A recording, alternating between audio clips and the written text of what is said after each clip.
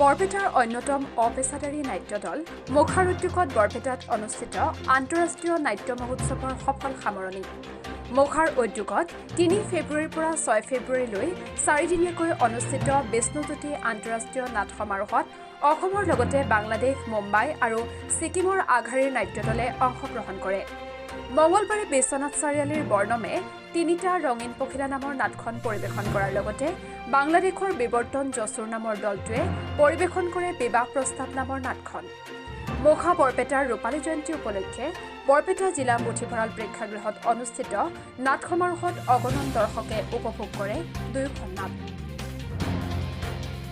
নমস্কাৰ, মই খুব উৎসাহ আৰু শ্ৰদ্ধাৰে বৰপেটাবাসী ৰাইজক মুখাৰ ফালৰ পৰা আন্তৰিক কৃতজ্ঞতা জনাইছোঁ।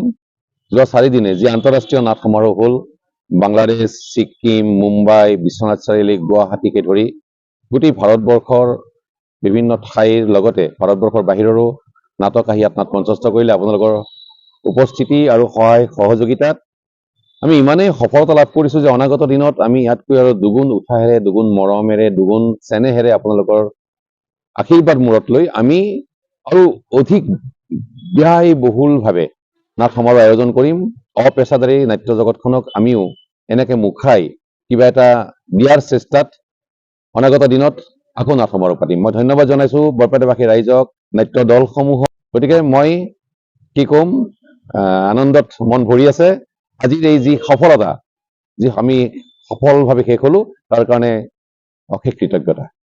আমি বৰ্ণ বিশ্বনাথ চাৰিআলিয়ে এই বৰপেটাৰ মুখাৰ যি জ্যোতি বিষ্ণু আন্তঃৰাষ্ট্ৰীয় নাট সমাৰোহ উদযাপন কৰিছে, তাক আমালৈ নিমন্ত্ৰণ অহাত আমি বৰ নথৈ সুখী হ'লেও আমি আহিবলৈ পাই খুব ভাল পাইছোঁ।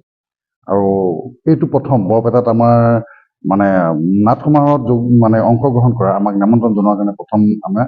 আৰু এই নাট সমাৰোহত আমি পংকজ্যোতি ভূঞাৰ নাটক ৩টা ৰঙীন পখিলা আমি কৰিবলৈ লৈছিলোঁ। আৰু আজি যি ইয়াত আমাৰ দৰ্শকৰ অভূতপূৰ্ব সঁহাৰি, সেয়ালৈ আমাৰ খুব ভাল লাগিছে, খুবেই সুন্দৰ অনুভৱ হৈছে।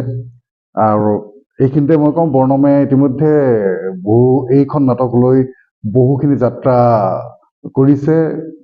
অসমৰ লগতে অসমৰ বাহিৰত, ৱেষ্ট বেংগল হওক বা অন্য ৰাজ্যতো হওক, তাৰ উপৰিও বিদেশতো নেপালতো ইতিমধ্যে এইখন নাটক পৰিৱেশন কৰিছে।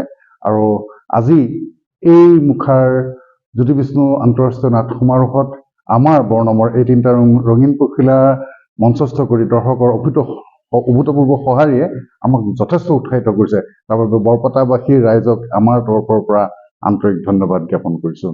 ধন্যবাদ। বৰপেটাৰ পৰা ৰাজু কুমাৰ দাস ৰিপৰ্ট, অমৃত নিউজ। অমৃত প্ৰবাহ, অসমীয়া সাপ্তাহিক কাকতৰ ডিজিটেল সংস্কৰণ অমৃত নিউজ। সত্যৰ সন্ধানত অমৃত নিউজ।